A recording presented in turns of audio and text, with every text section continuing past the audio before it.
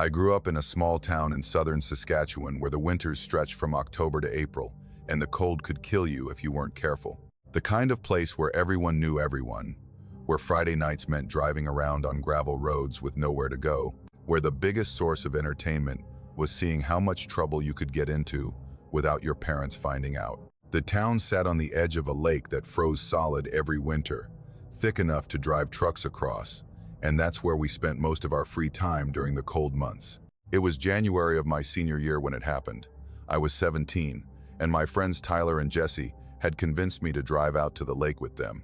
It was a Friday night, bitterly cold, the kind of cold where your breath freezes in your lungs and exposed skin burns within minutes. But we were young and stupid and thought we were invincible, so we loaded up Tyler's dad's truck with a case of cheap beer and some firewood and headed out onto the ice. We parked near the old fishing huts, weathered wooden structures that had been abandoned for years, slowly collapsing under the weight of snow and time. The lake stretched out around us in every direction, a vast white emptiness broken only by pressure ridges and the dark shapes of the huts. The sky was clear that night, stars bright and sharp against the blackness, and the moon was just a thin crescent hanging low on the horizon. We built a fire right there on the ice, piling up chunks of old wood from one of the collapsed huts and dousing it with lighter fluid until it roared to life. The flames threw dancing shadows across the frozen surface, and we huddled around it, drinking and talking and trying to stay warm. Tyler had brought his dad's old radio, and we listened to static-filled music from a station out of Regina, the sound thin and distant in the open air. Around midnight, Jesse stood up to take a piss, and that's when he saw them. "What the hell is that?" he said, pointing at the sky. Tyler and I looked up. At first, I thought they were just stars, maybe satellites passing overhead, but then I realized they were moving. 3 bright lights, pulsing with a soft white glow, moving in perfect formation across the sky. They weren't like anything I'd ever seen, not planes, not helicopters, not the northern lights. They moved too deliberately, too smoothly, gliding across the frozen expanse of the lake like they were on rails. "Probably just military," Tyler said, but his voice was uncertain. "Training exercises or something." We stood there watching as the lights moved closer, their formation never breaking. They were completely silent. No engine noise, no rotor wash, nothing. Just those 3 pulsing orbs moving through the night sky, and then they stopped. They hovered over the lake, maybe 100 yards from where we stood, arranged in a perfect triangle. The pulsing slowed, the lights growing brighter and then dimmer in a rhythmic pattern that reminded me of breathing. We didn't move, we barely breathed. We just stood there in the firelight, staring up at these impossible things hanging in the sky above us. Tyler's radio went dead. Not static, just silence, like someone had cut the power. The sudden absence of sound was jarring, and in that moment, I became aware of how quiet everything had become. The wind had stopped. The fire had stopped crackling, the flames frozen in place like a photograph. Even our breathing seemed muted, swallowed by the vast emptiness around us. The lights began to descend. They moved slowly, deliberately, dropping toward the ice in perfect synchronization. I wanted to run, wanted to jump in the truck and get the hell out of there, but I couldn't move. None of us could. We just stood there, transfixed, as the lights came down and down until they were maybe 20 feet above the ice. Close enough that I could see they weren't solid. They seemed to be made of light itself, pulsing and shifting, with no clear edges or boundaries. And then they touched down. The moment they made contact with the ice, they went dark. Not gradually, instantly, like someone had flipped a switch. 1 second they were there, bright enough to hurt my eyes, and the next there was nothing but darkness and the faint glow of our dying fire. The silence that followed was absolute. I've never experienced anything like it before or since. It wasn't just quiet, it was the absence of sound itself, like we'd been dropped into a vacuum. I couldn't hear the wind or the fire or my own heartbeat. I couldn't even hear Tyler and Jesse breathing beside me, though I could see the fog of their breath in the cold air. And then we heard the footsteps. They were slow and deliberate, the sound of bare feet walking on ice. Not the crunch of boots or shoes, but the soft slap of skin on frozen water. The sound came from where the lights had landed, from that patch of darkness about 100 yards away. We couldn't see anything, the fire had died down to embers, and the moonlight was too faint, but we could hear them clearly. Footsteps, multiple sets, moving toward us. "Get in the truck," Jesse whispered, his voice cracking with fear. "Get in the truck right now." That broke the spell. We ran, slipping and sliding on the ice in our winter boots, abandoning the fire and the beer and everything else. Tyler fumbled with the keys, his hands shaking so badly, he dropped them twice before he got the door open. We threw ourselves inside, and Tyler started the engine, the sound impossibly loud in the silence. The headlights came on, sweeping across the ice. And for just a second, I saw them. Figures, standing where the lights had been. 3 of them, I think. Though it was hard to tell because they were so far away, and the light was so poor. They were the right size and shape to be human, but something about them was wrong. They stood too still, too perfectly motionless, and even from that distance, I could tell they were naked, on ice. In 30 below weather, Tyler threw the truck into reverse, and we tore away from that place, the tires spinning on the ice before they found purchase. I kept my eyes on the side mirror, watching those figures recede into the darkness, watching for any sign of movement. But they just stood there, 3 dark shapes against the white expanse of the lake, perfectly still. None of us said a word on the drive home. Tyler dropped Jesse off first, then me, and we still hadn't spoken. What was there to say? We'd all seen it. We all knew it had happened. But none of us wanted to acknowledge it out loud, because that would make it real. I didn't sleep that night. I lay in bed staring at the ceiling, listening to the house settle and creak around me, thinking about those lights and the silence and the footsteps on the ice. When morning finally came, I found my dad in the kitchen, drinking coffee and reading the paper. "Dad," I said, "can you drive me out to the lake? I need to pick up some stuff we left out there last night." He didn't ask questions, just grabbed his coat and keys. Tyler and Jesse were already there when we arrived, standing near Tyler's truck, staring out at the ice. My dad stayed by the truck while the 4 of us walked out to where we'd built the fire. The ashes were still there, scattered across the ice. Our beer cans were there too, half buried in the snow. Everything was exactly as we'd left it, except for one thing. Where the lights had landed, there were depressions in the ice. 3 of them, arranged in a triangle, each one maybe 6 feet across and several inches deep. The ice around them was smooth and clear, no cracks or fractures, like something incredibly heavy had simply pressed down and left its mark. And leading away from the depressions, heading toward the shore, were footprints, bare human footprints in the snow. I knelt beside them and saw the individual toe marks, the arch of the foot, every detail perfectly preserved. They were fresh made sometime during the night, but it had been 30 below. No one could walk barefoot in that temperature. The flesh would freeze and die within minutes. My dad came up behind us and looked at the prints without saying anything. He was a practical man, not given to wild speculation or ghost stories. But even he couldn't explain this. "You boys get in a fight with someone?" he finally asked. "No, sir," Tyler said. "We didn't see anyone. We saw some lights and got spooked and left." My dad looked at the depressions, then at the footprints, then back at us. "Get your stuff and let's go," he said. "And don't come out here at night anymore." We never talked about it again, the 4 of us. It became one of those things that existed in the space between what we knew and what we could accept. Too strange to explain, but too real to dismiss. Tyler moved away after graduation, joined the Army, and I haven't spoken to him in years. Jesse stayed in town, took over his dad's farm, and the one time I tried to bring it up, he changed the subject so fast I knew better than to push. But I still think about it. I think about those lights descending onto the ice, about the absolute silence that followed, about the sound of footsteps in the darkness. I think about those depressions and the footprints leading away into the snow. And sometimes, late at night when I can't sleep, I wonder what would have happened if we hadn't run, if we'd stayed by that fire and waited to see what came walking out of the darkness toward us. I moved away from Saskatchewan years ago, left the prairie and the long winters and the endless sky. But every January, when the cold settles in and the lakes freeze over, I find myself thinking about that night. I think about those 3 lights hovering over the ice, pulsing like something alive. And I think about the figures we saw standing in our headlights, perfectly still, perfectly naked, perfectly impossible in that killing cold. I've tried to find explanations over the years. Military exercises, ball lightning, mass hallucination brought on by the cold and the beer, but none of them fit. None of them explain the footprints or the depressions or the silence that swallowed everything. Sometimes I wonder if they're still out there, those lights.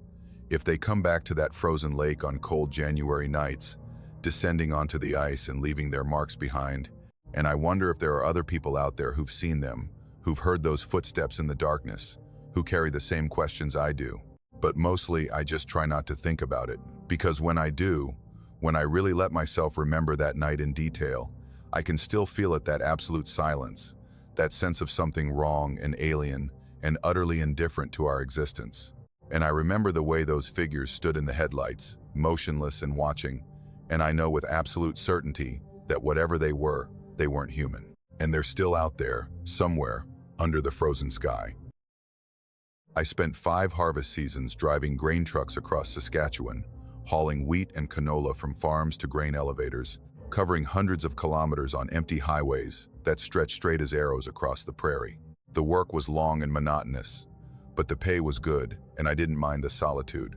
Most of the driving happened at night when the roads were empty, and you could make good time without worrying about traffic or road construction.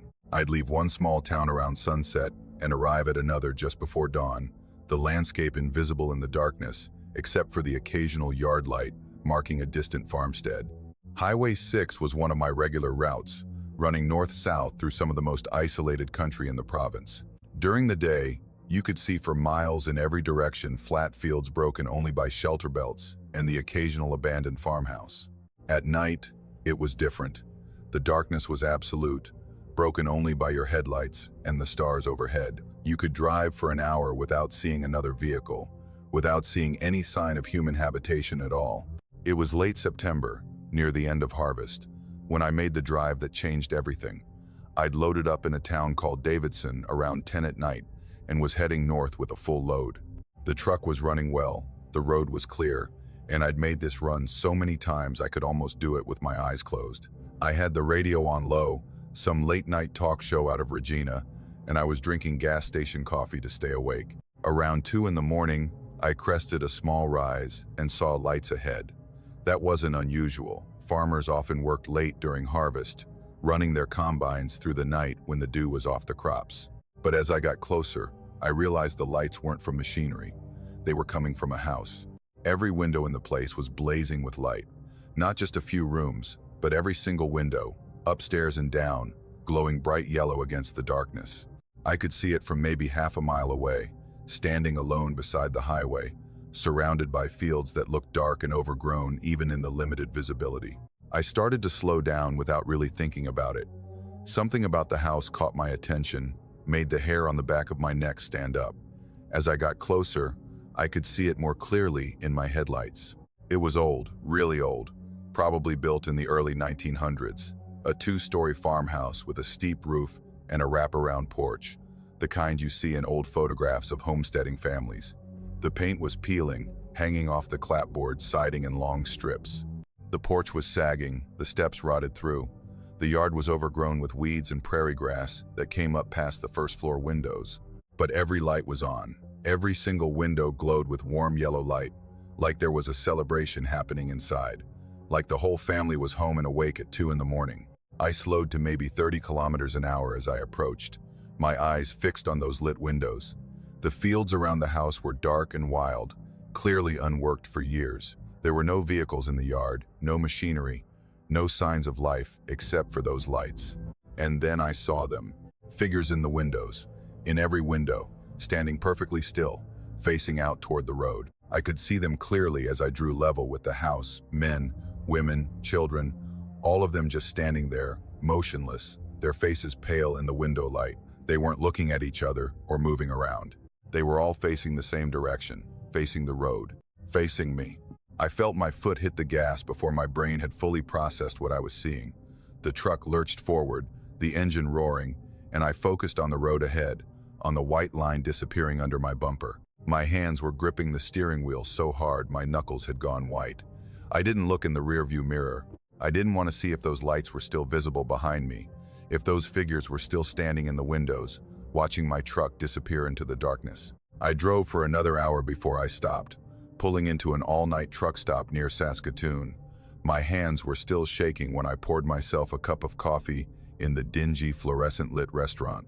I sat in a booth by the window and tried to convince myself I'd imagined it, That exhaustion and the late hour had made me see things that weren't there.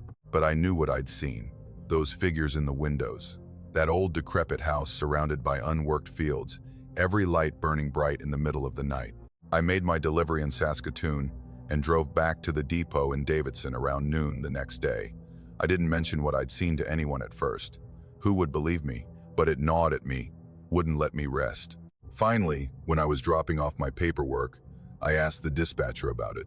"You know that stretch of Highway 6, about halfway between Davidson and Saskatoon?" I said, trying to sound casual. "There a farmhouse out there? Old place, 2 stories, right beside the road?" He looked up from his computer, and I saw something change in his expression. "Where exactly?" I described the location as best I could, estimated the kilometer marker based on how long I'd been driving. He was quiet for a long moment, just looking at me with this strange, troubled expression. "There's no farmhouse there," he finally said. "I saw it," I insisted. "Last night around 2, every light in the place was on." He shook his head slowly. "There was a farmhouse there, long time ago, but it burned down in the 80s. Whole family died, husband, wife, 3 kids. House burned so hot there was nothing left but the foundation. They bulldozed what was left and the land went back to the province. There's nothing there now, just fields." I felt something cold settle in my stomach. "I saw a house. I'm telling you, I saw it." "You're not the first," he said quietly. "Other drivers have mentioned it over the years, always at night, always the same description, every light on, figures in the windows. But it's not there, man. During the day, if you go look, there's nothing, just empty fields." He turned back to his computer, and I could tell the conversation was over. But as I was leaving, he called out to me, "Do yourself a favor. If you have to make that run, do it during the day. Don't drive that stretch at night anymore." I should have listened to him. I should have requested different routes, should have told them I wouldn't drive Highway 6 after dark. But I was stubborn, and I was proud, and some part of me wanted to prove that what I'd seen was real, that I hadn't imagined it. So I kept taking the night runs, and I never saw the house again. Not directly anyway, but sometimes, when I was driving that stretch of highway in the dark, I'd see lights in my rearview mirror. Not headlights from another vehicle. I knew what those looked like. These were different, softer, yellower, like lamplight from windows. They'd appear suddenly, maybe half a mile back, and stay there for a few minutes before fading away. And whenever I saw them, I'd feel that same cold dread settle over me, the same certainty that something was watching me from those lit windows. I did drive that route during the day a few times, made a point of it. I watched for the place where I'd seen the house, looked for any sign of old foundations or cleared land. But the dispatcher was right, there was nothing. Just fields and fence lines and the occasional abandoned grain bin. No house, no foundation, nothing to indicate a family had ever lived there. I asked around after that, talked to some of the old-timers who'd been driving these routes for decades. A few of them had heard the story. The family name was Morrison, they said. The fire happened in 1984, middle of winter. The whole family was home, John Morrison, his wife Sarah, and their 3 kids, ages 5 to 12. The fire started in the middle of the night, some kind of electrical fault. By the time anyone saw the flames, it was too late. The house was an inferno. All 5 of them died inside. They said John Morrison had been a hard man, kept to himself, didn't get along with the neighbors. There were rumors of trouble in the house, of his wife trying to leave and him not letting her, but they were just rumors. All anyone knew for sure was that the family died together in that fire, and the house burned until there was nothing left. I finished out that harvest season, and then I quit. Told the company I was moving on to other work, didn't mention the real reason. I couldn't shake the image of those figures in the windows, all of them standing still and silent, staring out at the road, staring at me. The way they'd been perfectly motionless, not the natural stillness of people looking out a window, but the frozen stillness of something wrong, something that shouldn't be. I've had other jobs since then, lived in different provinces, tried to put Saskatchewan and those empty highways behind me. But I still think about that night.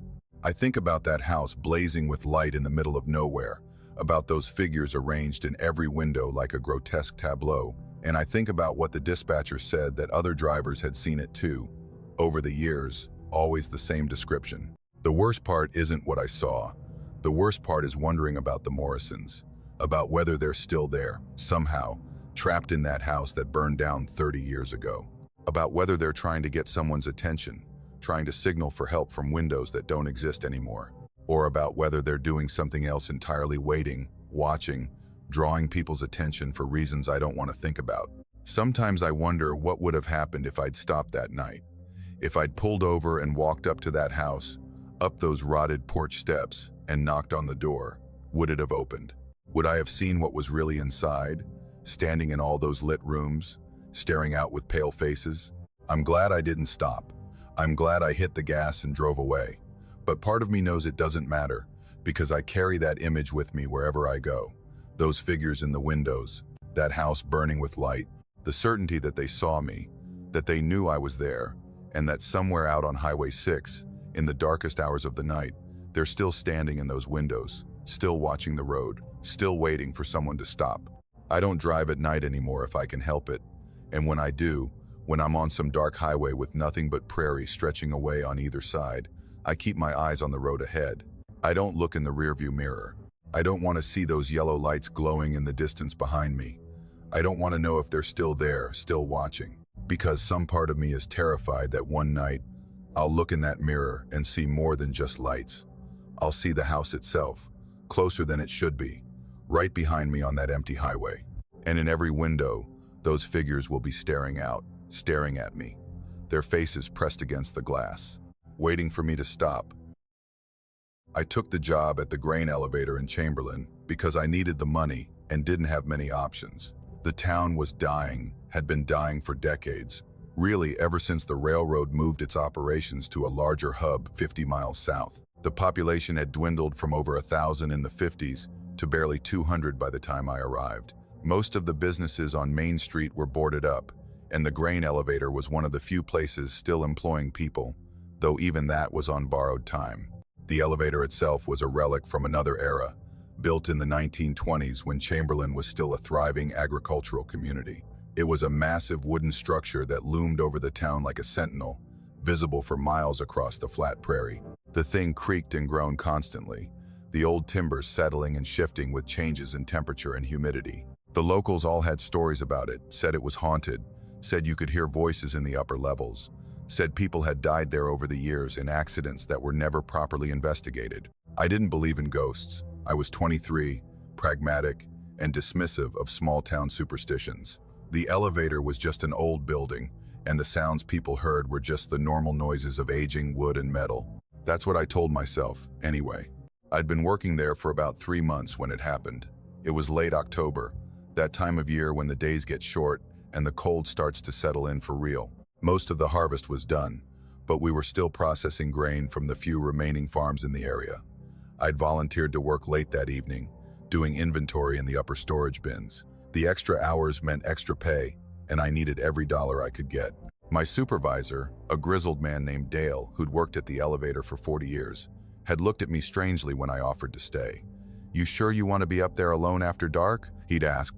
"I'll be fine," I'd said, thinking he was worried about safety, about me falling or getting hurt with no one around to help. He'd nodded slowly, but something in his expression suggested he'd been worried about something else entirely. By 6 o'clock, everyone else had left, and I was alone in the building. The office lights were off, and the only illumination came from the work lights strung up in the upper levels where I was doing inventory. I had a clipboard and a flashlight, and I moved methodically through the storage bins, counting sacks and checking manifests. The work was tedious but not difficult, and I settled into a rhythm, my mind wandering as I worked. The elevator creaked and groaned around me, the sounds so constant I'd learned to tune them out. Outside, the wind had picked up, rattling the metal siding and whistling through gaps in the structure. I was maybe 2 hours into the inventory, working in one of the bins on the 4th level, when I heard it, crying.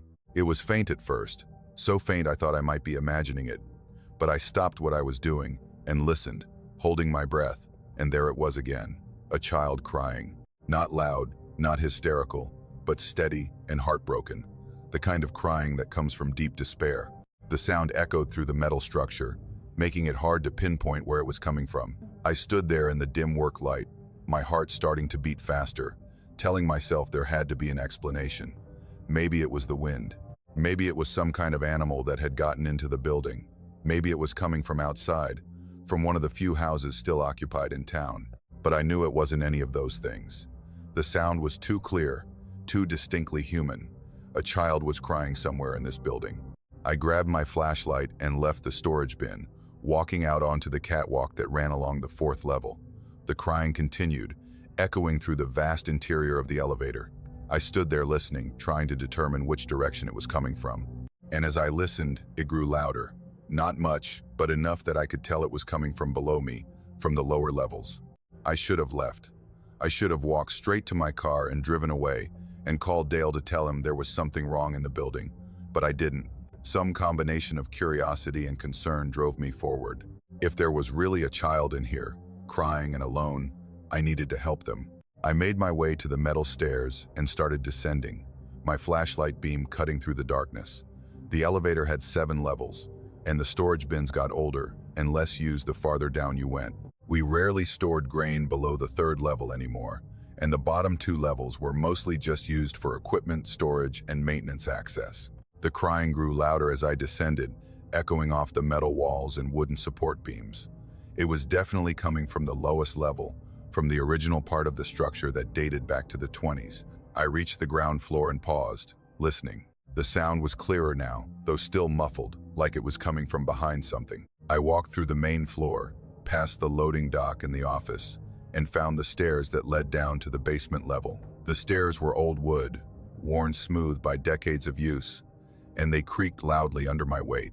The basement was cramped and dark, the ceiling low enough that I had to duck my head to avoid the overhead beams.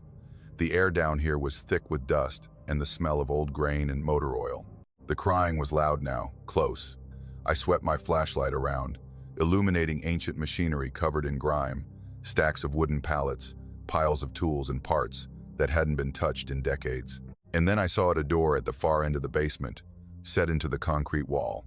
It was metal, old and rusted, with a sign that read, "Maintenance, do not enter." The crying was coming from behind that door. I walked toward it slowly, my hand shaking enough that the flashlight beam wavered. The crying continued, steady and heartbroken, and I could hear the raw desperation in it now. Whoever was behind that door was terrified. I reached the door and tried the handle. It was locked, the metal cold under my palm. I pressed my ear against the door, listening. The crying stopped. The sudden silence was somehow worse than the sound had been. I stood there, my ear against the cold metal, barely breathing. And then I heard it, breathing. Small, rapid breaths, like a child who'd been crying so hard they could barely catch their breath. The breathing was right on the other side of the door, inches from my ear, close enough that I could hear the slight whistle of air moving through a small nose. "Hello?" I said, my voice cracking. "Are you okay? How did you get in there?" The breathing continued, but there was no response. No words, no movement. Just those small, frightened breaths. I pulled back from the door and looked at the lock. It was old, a heavy padlock that looked like it had been there for decades. There was no way a child could have locked themselves in from the outside, and there was no other entrance to that room that I could see. "I'm going to get help," I called through the door. "I'm going to find a key and get you out, okay? Just hang on." I backed away from the door, my eyes fixed on it, half expecting it to burst open, but nothing happened. The breathing continued for a few more seconds, and then it stopped. The silence that followed was absolute. I ran. I climbed those stairs 2 at a time, and didn't stop until I was outside in the cold October air, my breath coming in ragged gasps. I got in my car and sat there with the doors locked, staring at the dark bulk of the elevator, trying to process what I'd just experienced. I should have called the police, should have called Dale, but what would I tell them? That I'd heard a child crying in a locked room in the basement? They'd think I was crazy. I almost thought I was crazy. I went home and didn't sleep. I kept hearing that crying, those desperate, frightened breaths on the other side of the door. When morning came, I called Dale and told him I needed to ask him about something at work. We met at the elevator around 9. I took him down to the basement and showed him the locked door. He looked at it for a long time without saying anything, his face grave. "You heard something in there," he finally said. It wasn't a question. "Crying," I said. "A child crying and breathing, right on the other side of the door." Dale nodded slowly, like this was exactly what he'd been afraid of. "That room's been sealed since 1947, he said. It's not used for anything. Hasn't been opened in almost 80 years. Why? I asked. What happened? He was quiet for a long moment, and when he spoke, his voice was low. There was a worker here, back in the 40s. Name was Robert Chen. He had a son, maybe 7 or 8 years old. The boy used to come to work with his dad sometimes, play around the elevator while his father worked. One day, the kid wandered down here to the basement, got curious about what was in the maintenance room, went inside to look around. Dale paused, and I could see the weight of the story in his expression. The door locked behind him, he continued. Heavy spring mechanism designed to close automatically. The boy couldn't get out, couldn't reach the handle from the inside. His father didn't know where he was, thought he'd gone home. Nobody heard him calling for help. The room was soundproof, built that way because of the machinery. By the time they found him 3 days later, he was dead, suffocated. I felt sick. Jesus Christ. Robert blamed himself, quit that same day, moved away. The company sealed the room, said it was too dangerous. Nobody's been in there since, but people hear things, especially at night, especially when they're alone in the building, crying, calling for help, the sound of small fists pounding on the door. I looked at the rusted padlock, at the faded warning sign. You knew this might happen. That's why you asked if I wanted to work late alone. I hoped it wouldn't, Dale said. Not everyone hears it. Some people work here for years and never experience anything, but some do. And once you've heard it, you can't unhear it. I quit 2 days later. Told Dale I'd found other work, which was a lie. I just couldn't be in that building anymore. Couldn't walk past that basement door, knowing what was behind it, knowing that somewhere in that sealed room, something was still crying out for help that would never come. I left Chamberlain shortly after that, moved to Regina and found work in a warehouse. But I still think about that night. I think about that child, trapped in the dark, calling for his father, slowly suffocating as the air ran out. I think about those small, frightened breaths I heard through the door, so close and so real. And sometimes, late at night when I'm alone, I hear it again, faint and distant, like it's coming from very far away, a child crying. And I wonder if it ever stops, or if that sound will echo through that old grain elevator forever, a testimony to a tragedy that should never have happened, trapped behind a door that will never open. I lived in Mortlach for 3 years, working at a grain processing plant about 20 kilometers outside of town. Mortlach wasn't much population, hovering around 200, most of them farmers or retirees who'd been there their whole lives. One main street with a gas station, a post office, and a general store that doubled as a cafe, the kind of place where everyone knew everyone, and strangers were noticed immediately. The town had one bus stop, a small shelter on the edge of town where Highway 2 curved past the old grain elevator. A Greyhound came through twice a week, picking up passengers heading to Moose Jaw or Regina. I drove past that bus stop every morning on my way to work, usually around 6:30 when the sun was just starting to come up in winter, painting the prairie sky in shades of pink and gray. I first saw her in early January, maybe 2 weeks after New Year's. The temperature had dropped to -30 overnight, cold enough that my truck took 3 tries to start, cold enough that the inside of my windows had frosted over despite the heater running full blast. As I drove past the bus stop, I noticed someone standing there, a woman, alone, waiting in the shelter. That wasn't unusual. People did occasionally take the bus out of Mortlach, though not often. What caught my attention was what she was wearing. Just a thin dress, pale blue or gray in the dawn light. Nothing that would protect anyone from the killing cold. No coat, no hat. Her hair hung loose around her face, long and dark, moving slightly in the wind that cut across the open prairie. I thought about stopping, about asking if she was okay, or if she needed a ride somewhere warmer. But I was running late, and I told myself the bus would be along soon, that she probably lived nearby and had just stepped out to wait. So I drove past, watching her in my rearview mirror until she disappeared from view. I saw her again 2 days later. Same spot, same dress, same posture, standing just inside the shelter, facing the road. The bus didn't come on Thursdays, only Tuesdays and Saturdays, which meant she wasn't waiting for a bus. She was just standing there, in the cold. This time I slowed down as I passed, getting a better look at her. She didn't move, didn't shift her weight or pull her dress tighter against the wind. She just stood there, perfectly still, staring down the empty highway. Her face was pale, so pale it seemed to catch what little light there was, and her features were indistinct at that distance. But I got the impression she was young, maybe in her 20s or 30s. I kept seeing her after that. Every morning when I drove to work, she was there, always in the same spot, always wearing that thin dress, regardless of the temperature. Some mornings it was -20. Some mornings the wind was so strong it rocked my truck.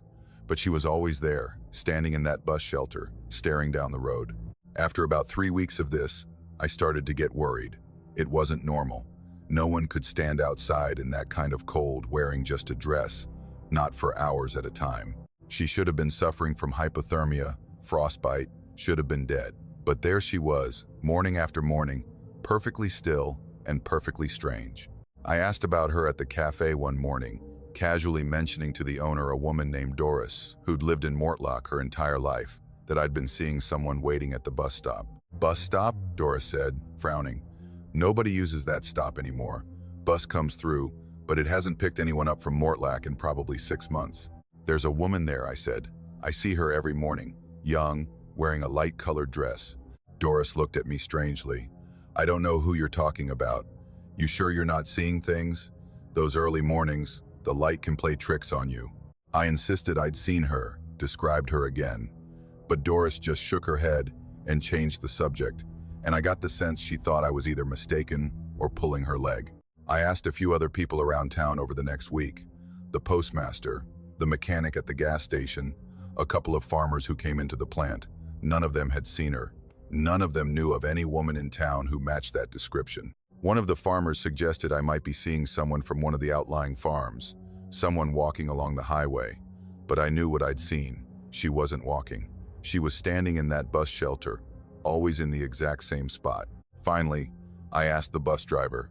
He came through on a Saturday, and I waited at the gas station until he pulled in to refuel. I walked over and struck up a conversation, eventually working around to asking if he ever picked up passengers at the Mortlock stop. "Mortlock?" He thought about it, scratching his jaw. "Nah, nobody ever waits there. I slow down out of habit, but I haven't stopped in that town in months, maybe longer." "You never see anyone there? A woman in a dress?" He looked at me like I was crazy. "In this weather? I'd remember that. No, man. That stop's always empty when I go through." That bothered me more than anything else. The bus driver would have a clear view of the shelter when he drove past. If she was really there, he would have seen her, but he hadn't. I decided I needed to stop and confront her to figure out what was going on. So the next Monday morning, I left for work 15 minutes early, giving myself time. When I approached the bus stop and saw her there, standing in her usual spot, I slowed down and pulled over to the shoulder about 20 feet past the shelter. I left the engine running and got out, the cold hitting me like a physical blow. My breath crystallized instantly, and I could feel the moisture in my nose starting to freeze. I walked back toward the shelter, my boots crunching on the frozen gravel. She didn't turn to look at me as I approached, just kept staring down the highway, her face in profile. Now that I was closer, I could see more details. The dress was old-fashioned, like something from the 50s or 60s, with a fitted bodice and a skirt that fell to mid-calf. Her feet were bare feet on frozen ground in January in Saskatchewan. "Hey," I called out, my voice sounding strange in the early morning stillness. "Are you okay? Do you need help?" She turned to look at me then, and I felt my stomach drop. Her face was wrong. That's the only way I can describe it. It was too pale, so pale it was almost luminous, and too smooth, too perfect, like a porcelain mask. Her eyes were dark and empty, and they didn't blink. They just stared at me with no expression, no recognition, no humanity. "Are you okay?" I asked again, taking an involuntary step backward. "Do you need a ride somewhere? You're going to freeze out here." She didn't respond, didn't move, just stared at me with those empty eyes, her face completely still, no breath clouding in the cold air. No shivering, no sign of life except for that terrible, unblinking stare. I backed away toward my truck, unable to tear my eyes away from her. I'm going to call someone," I said, though I didn't know who I would call or what I would tell them. "Just stay here, okay?" She didn't acknowledge me, didn't move. I got back in my truck, my hands shaking as I put it in gear. As I pulled away, I looked in the rearview mirror. She had turned to face my direction, standing at the edge of the shelter, watching my truck disappear down the highway. I didn't call anyone. What would I have said? That there was a woman standing at the bus stop who didn't seem quite human? Who stood in -30 weather in bare feet and a thin dress without any sign of distress? They'd think I was losing my mind, but I kept seeing her. Every single morning for the rest of that winter and into spring, always in the same spot, always wearing that same dress, always staring down the highway with that expressionless face. I stopped trying to talk to anyone about her. I just drove past, trying not to look, trying to convince myself she wasn't really there. Then, in late April, she was gone. I drove past the bus stop one morning and it was empty. No woman, no figure in a dress, just the empty shelter and the highway stretching away across the greening prairie. I felt a wave of relief so strong it made me dizzy. She didn't come back. Not that week, not that month.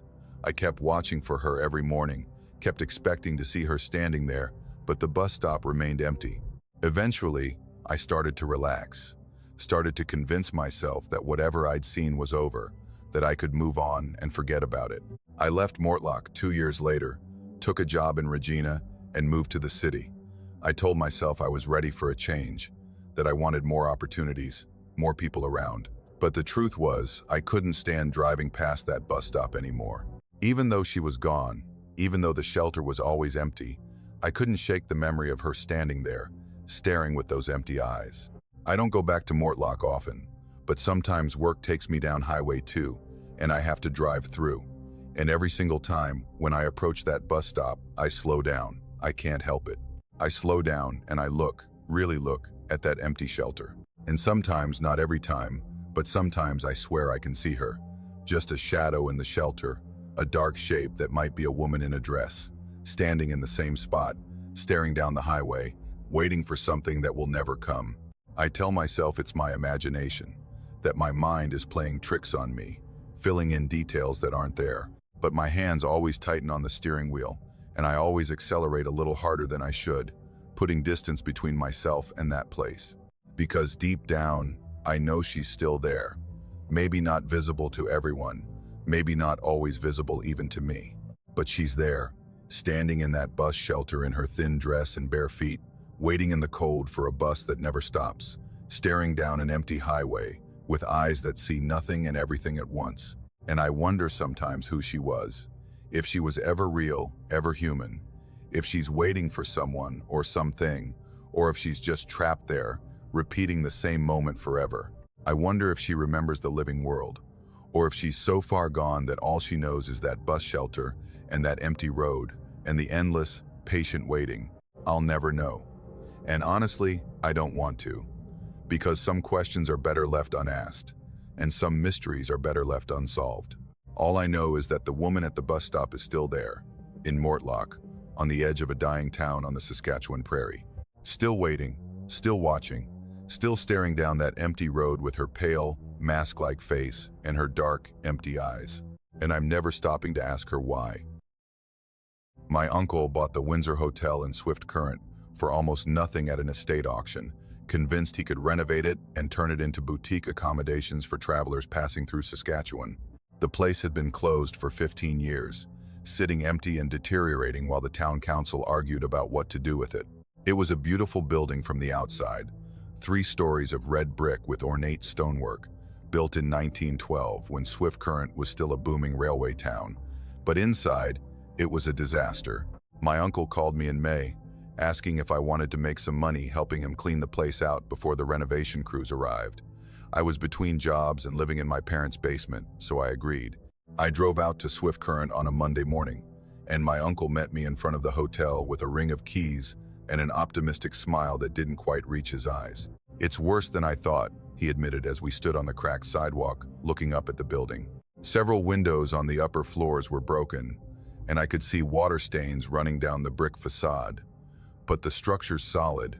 Once we get it cleaned out and deal with the water damage, it'll be great. The front doors were chained shut, the glass covered in decades of grime. My uncle unlocked the chains and we pushed our way inside. The lobby was dim and musty, filled with the smell of mold and rotting carpet. The grand staircase that had once been the hotel's centerpiece was sagging dangerously, and chunks of plaster had fallen from the ceiling, littering the floor with white debris.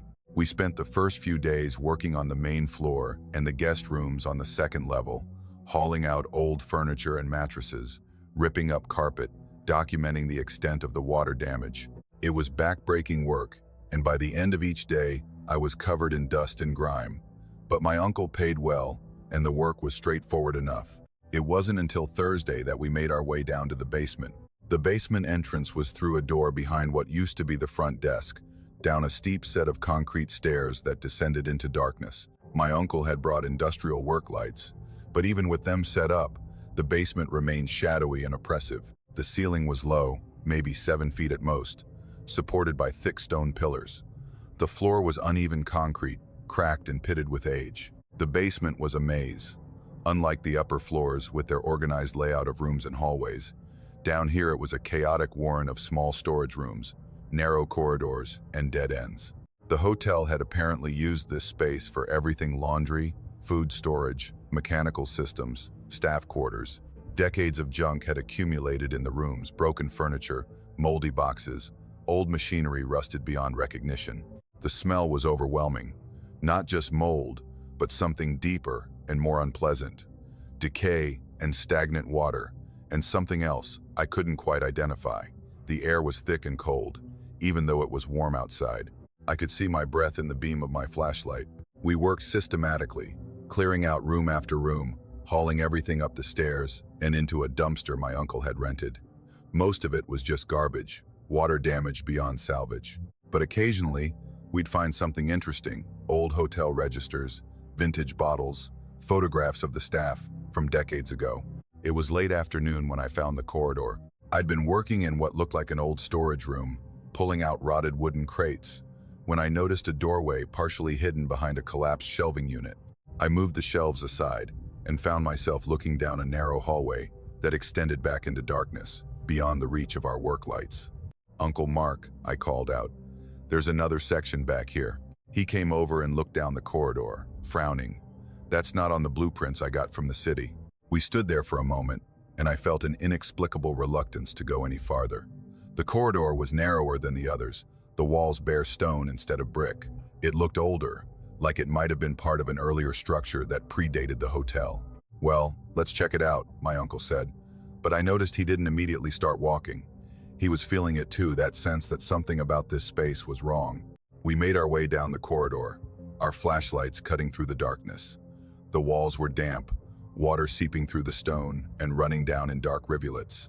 Our footsteps echoed strangely, the sound seeming to come from all around us rather than from beneath our feet. The corridor ended at a door. It was wooden, swollen with moisture, with a rusted handle and no visible lock. I tried the handle and it didn't budge. The wood warped into the frame after years of dampness. "Probably just another storage room," my uncle said, but he made no move to help me open it. I stepped back and kicked at the door near the handle. The wood was soft and rotten, and on the third kick, it gave way with a wet, tearing sound. The door swung open, and a wave of cold air rushed out, carrying with it that smell I'd noticed before, now much stronger, sweet and rotten, like flowers left too long in stagnant water. I shined my flashlight into the room. It was small, maybe 8 feet by 8 feet, with stone walls and no windows. The floor was bare concrete, and the ceiling was just rough wooden joists disappearing into darkness above. The cold was intense, far colder than the rest of the basement, cold enough that I could see my breath in thick clouds. And in the center of the room was a chair. It was a simple wooden chair, old and worn, with a straight back and no arms. It was positioned facing the door, as if someone had carefully placed it there and sat down to wait. The wood was dark with age and moisture, but the chair looked solid, strangely untouched by the decay that had claimed everything else in the basement. My uncle came up behind me, and I heard his sharp intake of breath. "What the hell is this room?" I stepped inside, my flashlight beam sweeping across the stone walls. There was nothing else here. No shelves, no boxes, no indication of what the room had been used for. Just that chair, sitting in the exact center of the space. And on the seat of the chair was a photograph. It was a black and white photograph, faded and spotted with age, but still clearly visible. I picked it up with trembling hands and held it under my flashlight. The photograph showed this room. The same stone walls, the same bare floor, taken from approximately where I was standing. And sitting in the chair, facing the camera, was a woman. She was wearing old-fashioned clothing, a high-collared dress from maybe the 1920s or 1930s. Her hair was pulled back severely from her face, and her hands were folded in her lap. She was staring directly at the camera, her face expressionless. But her eyes were wrong. They were completely black. Not just the pupils, but the entire eye, as if someone had painted over them with ink. No whites, no iris, just solid black orbs staring out from that pale, expressionless face. I felt my stomach drop. I turned the photograph over with shaking hands. On the back, in faded ink, was written a date, the 3rd of November, 1931. "Let me see that," my uncle said, reaching for the photo. But as I turned to hand it to him, I caught movement in my peripheral vision. I looked back at the chair. For just a fraction of a second, so brief I couldn't be sure I'd really seen it, there was someone sitting there. A woman in old-fashioned clothing, her hands folded in her lap, her face turned toward me, those black eyes staring. Then there was nothing. Just the empty chair in the cold room. I dropped the photograph and backed out of the room so fast I nearly knocked my uncle over. "We need to leave," I said, my voice high and tight. "We need to get out of this room right now." My uncle must have seen something in my face because he didn't argue. We retreated back down the corridor, and I didn't stop moving until we were up the concrete stairs and back in the lobby, breathing hard in the dusty afternoon light. "What did you see?" my uncle asked. I told him about the woman in the chair, about the black eyes in the photograph. He listened without interrupting, his face growing pale. "We're sealing that room," he said finally. "Tomorrow morning, we're bringing down concrete blocks and we're walling off that corridor. We tell the renovation crew there's structural issues back there and it's not safe to access." "What about the photograph?" "Leave it. Leave everything. We don't touch anything in that room ever again." We didn't go back to the basement that day. The next morning, my uncle hired a mason and they spent the day building a wall across the entrance to the corridor, sealing it off completely. They worked fast, like they wanted to get it done and get out. I stayed upstairs, helping to clear out the second-floor rooms, but I could hear them working below, the sound of concrete blocks being stacked and mortared into place. When they finished, my uncle had them apply a fresh coat of plaster over the wall so it blended with the rest of the basement. If you didn't know that corridor had been there, you'd never guess. I worked for another week helping with the cleanup, but I never went back to the basement. I made excuses, found reasons to focus on the upper floors. My uncle didn't push me. I think he was relieved. The renovation took almost a year. The hotel reopened as a boutique inn, and according to my uncle, it's been successful. Travelers like the historic character, the original woodwork and stonework. The rooms are booked most weekends. But I've never stayed there. I've never even gone back to visit, because sometimes late at night I still see her, that woman in the chair, her face expressionless, her hands folded in her lap, those black eyes staring at me from across decades, from a small stone room that no longer exists as far as the world is concerned. I've tried to research the hotel's history, to find out who she was and what happened in that room, but the records are incomplete, and what little I've found has only raised more questions. There were rumors in the 1930s about the Windsor Hotel, about guests who checked in and were never seen again, about sounds coming from the basement late at night, but they were just rumors, dismissed by the authorities of the time. I found one newspaper article from November 1931, the same month and year written on the back of that photograph. It mentioned a woman who'd gone missing from the hotel, a guest whose belongings were found in her room, but who had vanished without a trace. The investigation went nowhere. She was never found. The article included a photograph of the missing woman. I recognized her immediately. The same severe hairstyle, the same high-collared dress, the same expressionless face. But in the newspaper photo, her eyes were normal, human eyes. Whatever happened to her in that room, whatever left her sitting in that chair staring at nothing, it changed her. And some part of her is still there, behind that sealed wall in the basement of the Windsor Hotel, sitting in the darkness, waiting. I wonder sometimes if future renovators will break through that wall, find that corridor, open that door. I wonder what they'll discover in that cold stone room. Will the chair still be there? Will the photograph still be sitting on the seat, showing that woman with her black eyes? Or will they find something worse? Will they find her still sitting there, after all these years, her hands folded in her lap, her face turned toward the door, waiting for someone to finally ask her what happened in November of 1931? I don't know, and I never want to find out. My grandmother's farm sat on the edge of the prairie outside Outlook, Saskatchewan, a solitary white farmhouse surrounded by wheat fields that stretched to the horizon in every direction. I spent part of every summer there from the time I was 8 until I was 17, helping her with chores and keeping her company after my grandfather died. She was a tough woman, practical and unsentimental, shaped by decades of hard prairie winters and the kind of isolated farm life that either made you strong or broke you. She didn't complain, didn't ask for help she didn't need, and she certainly didn't believe in nonsense, which is why what she told me that night has stayed with me all these years. The farmhouse was old, built in 1907 by my great-grandparents when they first homesteaded the land. It was a simple two-story structure with a wraparound porch and a steep roof designed to shed snow. The rooms were small and drafty. The floors creaked with every step, and in winter you could see your breath even with the furnace running.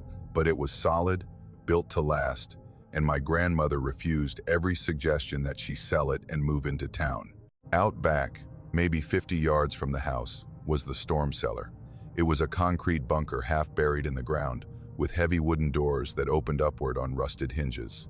My grandmother used it to store preserves and root vegetables, and it doubled as a tornado shelter, though tornadoes were rare that far north. The cellar had been there as long as the house, maybe longer. My grandfather thought it might have been built by whoever owned the land before my great-grandparents, back when the prairie was still being settled. I hated that cellar from the first time I saw it. There was something wrong about it, something that made my skin crawl even as a child.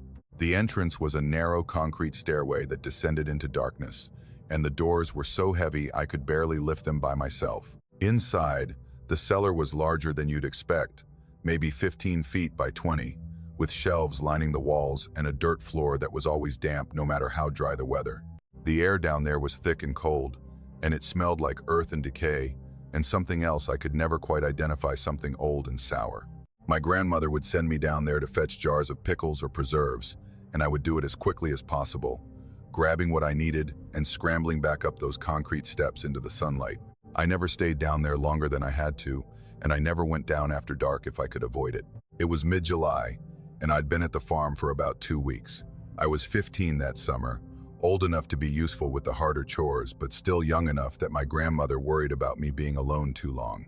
The days were long and hot, and I'd fall into bed exhausted each night, sleeping deeply in the small upstairs bedroom that had been my grandfather's office before he died. I woke suddenly in the darkness, disoriented and unsure what had pulled me from sleep. The room was pitch black. My grandmother lived far enough from town that there were no streetlights, no ambient glow from anything except the stars. I lay there listening, my heart beating faster than it should, trying to figure out what had woken me. Then I heard it. 3 knocks. Slow, deliberate, evenly spaced. Then silence. I sat up in bed, straining to hear. The house was full of sounds at night, creaking wood, settling foundations, the wind against the windows. But this was different. This was purposeful. 3 more knocks. Same rhythm, same deliberate spacing. And I realized they were coming from outside. I got out of bed and went to the window, pressing my face against the glass. The prairie stretched away in all directions, silver gray under the starlight. There was nothing moving out there. No vehicles, no animals, no people. Just empty fields and the dark bulk of the barn, and, closer to the house, the low mound of the storm cellar. The knocking came again, and this time I was sure. It was coming from the cellar. 3 knocks, evenly spaced, echoing slightly in the still night air, then silence, then 3 more knocks. I stood at the window for a long time, watching the cellar doors. They didn't move. There was no light, no indication that anyone was down there. Just those 3 knocks, repeating every 30 seconds or so with mechanical precision. I should have gone back to bed, should have convinced myself it was just an animal or the wind or my imagination. But I was 15 and stupid, and I thought my grandmother should know that something was wrong. So I went downstairs. The stairs creaked under my feet, impossibly loud in the quiet house. I made my way through the dark living room to my grandmother's bedroom and knocked softly on her door. "Grandma, are you awake?" I heard movement inside, and then the door opened. My grandmother stood there in her nightgown, her gray hair loose around her shoulders. But what stopped me was her face. She looked frightened. My grandmother, who I'd seen face down aggressive bulls and winter blizzards with nothing but grim determination, looked genuinely afraid. "You heard it," she said. It wasn't a question. "The knocking from the cellar?" She nodded slowly and moved past me toward the kitchen. I followed her, and we stood together at the back window, looking out at the storm cellar. As we watched, the knocking came again. 3 deliberate knocks, perfectly timed, echoing across the yard. "How long has this been happening?" I asked. My grandmother was quiet for a long moment. When she finally spoke, her voice was low and strained. 5 years, since your grandfather died. It started maybe 2 months after the funeral. I heard it one night, just like you did. 3 knocks from the cellar. Did you go check?" "The first time, yes. I thought maybe an animal had gotten trapped down there, or something had fallen and was shifting in the wind. I took a flashlight and went down. There was nothing. No animal, nothing out of place. But while I was down there, the knocking stopped. As soon as I came back up and closed the doors, it started again." She paused, and I could see her hands trembling slightly as she gripped the windowsill. "The second time it happened, about a month later, I tried to ignore it, but it went on for hours. 3 knocks, over and over, all through the night. I couldn't sleep. Finally, around dawn, it stopped." "Have you told anyone?"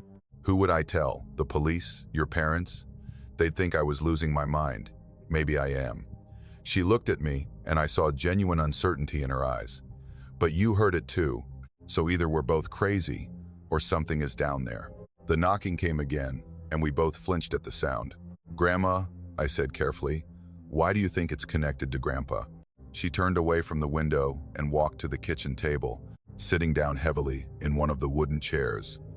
I sat across from her, waiting. "Your grandfather had a routine," she finally said. "Every day, when he came in from working the fields, he would knock on the door 3 times before coming inside. It was his signal, so I'd know it was him and not a stranger. 3 knocks, always the same rhythm. He did it for 40 years. I felt something cold settle in my stomach. The knocking sounds exactly like his knock. Same rhythm, same spacing, same everything." She looked up at me, and I saw tears in her eyes. "But it's not him. Your grandfather is dead. I watched them bury him. Whatever is knocking on that cellar door, it's not your grandfather." We sat in silence for a while, listening to the knocking continue outside. 3 knocks, pause, 3 knocks, pause, on and on, with mechanical precision. "Have you ever opened the doors while it's happening?" I asked. "No, and I never will." Her voice was firm on this point. "I learned a long time ago that some things are better left alone. Your grandfather is at peace. Whatever this is, it's something else. Something that learned his knock somehow. And I don't want to know what happens if I acknowledge it. Does it always stop eventually?" "Usually by dawn, sometimes sooner. It happens every few months, no pattern I can figure out. Sometimes 3 months will go by with nothing. Sometimes it's only a few weeks between episodes." The knocking continued, echoing through the night. We sat there in the dark kitchen, my grandmother and I, listening to that impossible sound. 3 knocks, over and over, from a concrete cellar that should have been empty. Eventually, maybe around 4 in the morning, the knocking stopped. One moment it was there, constant and rhythmic, and the next there was just silence. My grandmother and I looked at each other across the kitchen table. "Try to get some sleep," she said. "We've got chores in the morning." But neither of us slept. I went back upstairs and lay in bed, watching the sky gradually lighten through the window. When the sun finally rose, I got dressed and went downstairs to find my grandmother already in the kitchen, making breakfast like nothing had happened. We didn't talk about it. We did the morning chores, fed the chickens, checked the crops. The storm cellar sat there in the backyard, its heavy wooden doors closed, looking completely normal in the daylight. If I hadn't heard the knocking myself, I might have convinced myself the whole thing had been a dream. But it wasn't a dream. And over the next 2 weeks, it happened 3 more times. Always at night, always the same pattern, 3 deliberate knocks, repeating endlessly until dawn. My grandmother never opened the cellar doors during these episodes, and she wouldn't let me either. "Promise me," she said one morning after a particularly long night of knocking. "Promise me, you'll never open those doors at night, not while the knocking is happening, not ever." I promised. I left at the end of July to go back home, back to school and normal life. But I called my grandmother every week, and sometimes I'd work up the courage to ask if it had happened again. Sometimes she'd say yes, sometimes she'd change the subject, but I could always tell from her voice when she'd had a bad night. My grandmother lived alone on that farm for another 12 years before she finally agreed to move into a nursing home in town. She was 87 by then, too frail to manage the property anymore. My parents sold the farm to a young couple from Alberta, and I heard later that they were planning to renovate the house and modernize everything. I thought about calling them, about warning them about the cellar, but what would I say? That sometimes, late at night, something knocks on the storm cellar doors in the exact rhythm my dead grandfather used to use? That my grandmother believed something down there was mimicking him, trying to get someone to open those doors? They'd think I was insane. My grandmother died 2 years after moving into the nursing home. In her final weeks, when the morphine had her drifting in and out of consciousness, she would sometimes grip my hand and whisper urgently, "Don't let them open it, promise me, don't let them open the cellar." I don't know if the new owners have heard the knocking. I've never contacted them to ask, and I've never driven by the property. Some part of me doesn't want to know if it's still happening, if that thing, whatever it is still down there, still knocking on those heavy wooden doors with the same rhythm my grandfather used for 40 years. But sometimes, late at night, I think about that cellar. I think about the cold, damp air and the smell of earth and decay. I think about those 3 deliberate knocks echoing across the dark prairie. And I wonder what's really down there in that concrete bunker, half buried in the ground, waiting for someone to finally answer its knock. I'd been working late in Saskatoon, wrapping up a construction project that had run months over schedule, and it was past 11 when I finally got in my truck to head home. I lived in a small town about 2 hours south, and I'd made the drive so many times I could practically do it in my sleep. But that night I was tired, and the thought of dealing with semi-trucks and long-haul traffic on the highway made me decide to take the back roads instead. It would add maybe 20 minutes to the trip, but the roads would be empty, and I could drive at my own pace. I took Highway 11 south out of Saskatoon, then turned off onto a secondary highway that cut through farmland. The night was clear and moonless, the kind of darkness you only get on the prairie where there are no cities for miles, and the sky is filled with more stars than seem possible. My headlights carved a tunnel through the blackness, illuminating the gravel road and the ditches on either side. But beyond that, there was nothing but fields stretching away into invisibility. I'd been driving for maybe 40 minutes when I turned onto a road I'd taken dozens of times, before a straight gravel road that ran east-west for about 10 kilometers, before hitting an intersection where I'd turned south again. It was a boring stretch, perfectly flat, perfectly straight, with canola fields on both sides that would be bright yellow during the day, but were now just dark expanses of nothing. I settled into the drive, the truck's headlights steady on the road ahead, the radio playing quietly. The road was in good shape, recently graded, and I made good time. I was thinking about getting home, about the beer in my fridge and the bed waiting for me, when I realized something was wrong. I should have reached the intersection by now. I checked the odometer, doing quick math in my head. I'd been on this stretch for at least 15 kilometers, maybe more, but the road just kept going, straight and endless, disappearing into the darkness ahead. There was no intersection, no T-junction, just more gravel road stretching into the night. I slowed down, confused. I'd driven this route 100 times. I knew every turn, every landmark. This road was supposed to end at a T intersection after 10 kilometers, but I'd gone 15, and there was still no sign of it. I pulled over to the side of the road and put the truck in park. The silence outside was absolute. No wind, no insects, no distant sounds of traffic or machinery, just emptiness. I pulled out my phone and opened the GPS app, waiting for it to load. The blue dot appeared, pulsing on the screen, showing my location. But when I zoomed out to see where I was, I felt my stomach drop. According to the GPS, I wasn't on a road. The blue dot was sitting in the middle of an empty field, miles from the nearest marked road. I zoomed in closer, thinking maybe the map just hadn't loaded properly, but there was nothing there. No road, no path, just agricultural land. I switched to satellite view, and the image showed the same thing: fields, no road, nothing that matched what I was actually seeing outside my windshield. "That's not right," I said aloud, my voice sounding strange in the confined space of the truck cab. I put the truck in reverse and backed up a few feet, watching the GPS. The blue dot moved with me, but it stayed floating in that empty field. According to my phone, I was driving through farmland that didn't have any roads. I sat there for a long moment, trying to make sense of it. GPS could be wrong sometimes, I knew that. Satellites glitched. Maps didn't always update, but I was on a physical road. I could see it in my headlights, feel the gravel under my tires. This road existed. I put the truck in drive and started forward again, deciding to keep going until I found that intersection. It had to be up ahead somewhere. Maybe I'd gotten turned around, taken a wrong turn I didn't remember. The road would end eventually, and I'd figure out where I was. I drove for another 10 kilometers, then 20. The road never changed.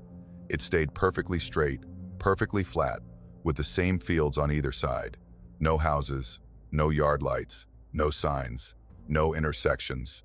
Just endless gravel road disappearing into my headlights. I checked my odometer again.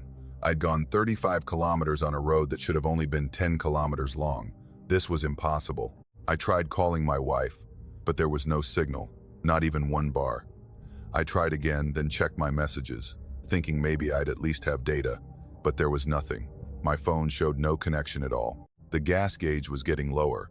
I'd had half a tank when I turned onto this road, but I'd been driving for over an hour now. If I didn't find my way back soon, I'd run out of fuel out here in the middle of nowhere. I decided to turn around. Whatever was happening, whatever mistake I'd made, the answer was back the way I'd come. I'd retrace my route to where I'd turned onto this road and start over. I slowed to a stop and performed a three-point turn, my headlights sweeping across the empty fields. For just a moment, as the beams swung across the landscape, I thought I saw something standing in the field. A dark shape, maybe human-sized, perfectly still. But when I completed the turn and the lights pointed back down the road, there was nothing there. I headed back the way I'd come, watching the odometer count down the kilometers. The road looked exactly the same in reverse straight gravel, empty fields, nothing to distinguish one section from another. I should have been seeing my tire tracks in the road, evidence of my passage, but the gravel looked undisturbed. I drove for what felt like an hour, maybe longer. The odometer showed I'd gone 50 kilometers, but I never reached the intersection where I'd originally turned onto this road. It never appeared. The road just kept going, straight and endless in both directions. I was starting to panic now, my hands gripping the steering wheel too tight, my breath coming faster. This didn't make sense. Roads didn't just go on forever. They had to end somewhere, had to connect to other roads, had to lead somewhere. But this one didn't. I pulled over again and turned off the engine, trying to calm down and think clearly. Maybe I was having some kind of medical episode, a stroke or a brain tumor, or something that was making me hallucinate, but everything else seemed normal. I felt fine, just confused and scared. I sat there in the darkness, and that's when I noticed it for the first time. The silence wasn't just the absence of sound, it was oppressive, heavy, like the air itself was absorbing every noise. When I shifted in my seat, the sound of fabric against leather seemed muffled and distant. When I cleared my throat, the sound died immediately instead of echoing in the small space, and there were no stars. I looked up through the windshield and realized the sky was completely black. Earlier, when I'd first gotten on the road, the sky had been filled with stars, that brilliant display you only get on the prairie. But now there was nothing, just absolute darkness above, as if something had extinguished every light in the universe. That's when I saw the headlights. They appeared in my rearview mirror, distant but unmistakable. 2 points of light approaching from behind me. I felt a surge of relief so intense I almost cried. Another vehicle, another person. I wasn't alone on this impossible road. I got out of my truck and stood beside it, waving my arms. The headlights grew closer, and I could hear the engine now, the sound of gravel crunching under tires. The vehicle slowed as it approached an old pickup truck, battered and dusty, driven by a man who looked to be in his 60s or 70s. He pulled up alongside me and rolled down his window. His face was drawn and exhausted, his eyes wide with fear that mirrored my own. "Thank God," he said. "I thought I was the only one. I've been driving this road for 45 minutes trying to find the highway. Where the hell are we?" "I don't know," I admitted. "I've been on this road for over an hour. It just keeps going. No intersections, no turnoffs, nothing." He nodded, as if this confirmed something he'd already suspected. "My GPS says I'm in the middle of a field, says there's no road here at all." "Mine too," I said. We stood there for a moment, two strangers in the darkness, both understanding that we were experiencing something that shouldn't be possible. "We should stick together," he said. "Drive in convoy. Maybe if we keep going, we'll find a way out." I agreed, and we got back in our vehicles. He took the lead, and I followed close behind, his taillights a red glow in the darkness ahead of me. We drove for what felt like another 30 minutes, maybe longer, the road unchanging beneath our wheels. And then, suddenly, there was an intersection. It appeared without warning, as if it had simply materialized in our headlights. A T-intersection, the road ending abruptly at a crossing road that ran north-south. We both stopped, and I got out to look at the signpost. There was no sign, just a wooden post with the brackets where signs should have been, but they were empty. The other driver got out of his truck and stood beside me. "Which way?" he asked. "I don't know. I don't recognize this intersection." "Me neither." He looked up and down the crossing road. "We need to pick one. We can't stay here." We both turned right, heading north. Almost immediately, I started seeing things that looked familiar. A grain elevator in the distance, the lights of what might be a town. The oppressive silence began to lift, and I could hear normal night sounds again: wind, insects, the distant rumble of a train. After another 20 minutes, we reached a highway I recognized. We pulled over at a gas station, and the other driver and I stood under the fluorescent lights, looking at each other. "What the hell was that?" I asked. "I don't know. I don't want to know." He looked old and tired, shaken in a way that went deeper than simple confusion. "I've lived in Saskatchewan my whole life, driven these roads for 50 years. I've never seen anything like that." We exchanged numbers, promised to call each other to make sure we both got home safely, but we never did call. I think we both wanted to forget it had ever happened. I've tried to find that road again. I've studied maps, driven the back roads, retraced my route as best I could remember it, but I've never found it. There's no gravel road in that area that matches my memory. No stretch of straight road that goes on longer than it should. But sometimes, late at night when I'm driving alone, I feel it. That sense that I'm about to turn onto a road that doesn't end. And I grip the steering wheel a little tighter, and I stay on the highways, and I try not to think about what might still be out there on the prairie, waiting. I grew up in a settlement so small it didn't even have a proper name. People called it the Crossroads, because that's all it was: two gravel roads intersecting in the middle of the Saskatchewan prairie, with maybe 8 or 10 houses clustered around them and a church. The church was the only thing that gave the place any identity. Everything important happened there: weddings, funerals, Sunday services, community meetings. If you lived within 20 miles, you went to that church. It was old, built in 1887 by the first settlers who'd homesteaded the area. They'd constructed it themselves from local stone and timber, and it showed in every crooked line and uneven surface. The building was small, maybe big enough to hold 50 people if everyone squeezed together, with a simple rectangular sanctuary, a basement for storage and Sunday school, and a small bell tower that hadn't held a bell for as long as anyone could remember. But there was something strange about that church, something I noticed even as a child. Sound didn't carry right inside it. When the congregation sang hymns, the music seemed muffled and distant, like it was being absorbed by the walls before it could properly resonate. When the pastor preached, his voice would boom for a moment and then seem to flatten out, losing its resonance in a way that made it hard to follow his words. People's footsteps on the wooden floors, which should have echoed in that small space, seemed to die immediately. My mother said the church had good acoustics for prayer, that the quietness helped people focus on God, but I always felt like the building was swallowing sound, eating it up and refusing to let it escape. I was 12 years old the Sunday it happened. It was late September, one of those cool fall days when you could smell winter coming on the wind. The service had been normal hymns, scripture reading, a sermon I barely paid attention to. Afterward, most people lingered in the small yard outside, talking and catching up, while a few of us stayed inside to help clean up and put things away. My mother was outside talking to the pastor, and I was inside alone, moving through the pews and collecting hymnals that had been left behind. The other volunteers had finished their tasks and drifted outside, their voices fading as they joined the conversations in the yard. I could see them through the windows, small groups of people standing in the autumn sunshine, and I could see their mouths moving, but I couldn't hear them. The glass was thick and old, and combined with the strange acoustics of the building, it created a barrier of silence.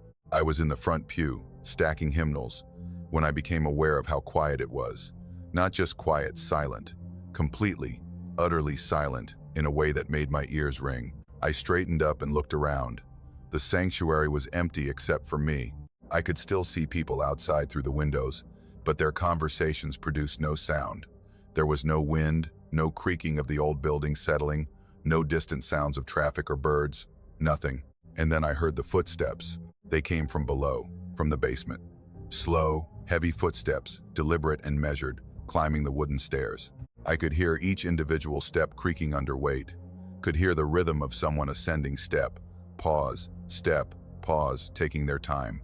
I froze, the hymnal in my hands forgotten. The basement door was behind me, at the back of the sanctuary near the entrance. I'd walked past it 100 times. It was always kept locked during services, and I knew for certain it had been locked that morning. The pastor was particular about it, but I heard the door open. It was a distinctive sound, the old hinges squealing slightly, the click of the latch releasing, and then the footsteps continued, now on the wooden floor of the sanctuary itself. They were behind me, moving slowly across the back of the church, heading toward where I stood, frozen at the front. Step, pause, heavy footsteps, like someone wearing boots. A measured pace, unhurried, getting closer. I wanted to turn around, wanted to see who was there, but I couldn't move. Fear had locked my muscles in place, and all I could do was stand there, listening to those footsteps approach. The sound was clear and distinct in that silent building, each step echoing slightly before being absorbed by whatever quality made the church swallow sound. The footsteps were halfway down the center aisle now, maybe 20 feet behind me. I could hear them clearly, the heavy tread, the slight scrape of a boot heel, the creak of the floorboards under weight. Someone was walking toward me. Someone large and deliberate, taking their time. Step, pause. Closer now, maybe 10 feet behind me. I tried to move, tried to force my legs to run, but I couldn't. I could only stand there, my hands gripping the hymnal so tight my knuckles had gone white, my breath coming in small, shallow gasps. The footsteps stopped. They stopped directly behind me, close enough that if I turned around, whoever it was would be within arm's reach. I could feel a presence there, could sense something standing at my back, waiting. I don't know how long I stood like that. It felt like forever, but it was probably only a few seconds. And then, finally, I managed to move. I spun around, dropping the hymnal, my heart hammering in my chest. The sanctuary was empty. There was no one behind me, no one in the aisle, no one anywhere in the church. And the basement door was still closed, still locked, the old padlock hanging from the latch exactly as it had been all morning. I ran. I dropped everything and sprinted for the front doors, bursting out into the autumn sunshine. The sudden noise of the outside world was almost painful. After that absolute silence, people talking, wind in the trees, birds calling. My mother was standing with a group of women, and she looked up in surprise as I crashed through the doors. "What's wrong?" she asked, but I couldn't answer. I just shook my head and went to sit in our car, trying to slow my racing heart. I never told anyone what had happened. Who would believe me? I'd heard footsteps from an empty room, from a locked basement, from nothing at all. It sounded insane even to me, but I never volunteered to help clean up after service again. I never stayed in that church alone, and I started paying attention to things I'd previously ignored, the way people would sometimes pause in their conversations and glance toward the basement door, the way the pastor would occasionally stop mid-sermon and look toward the back of the sanctuary, as if he'd heard something, the way older members of the congregation avoided lingering inside after services ended.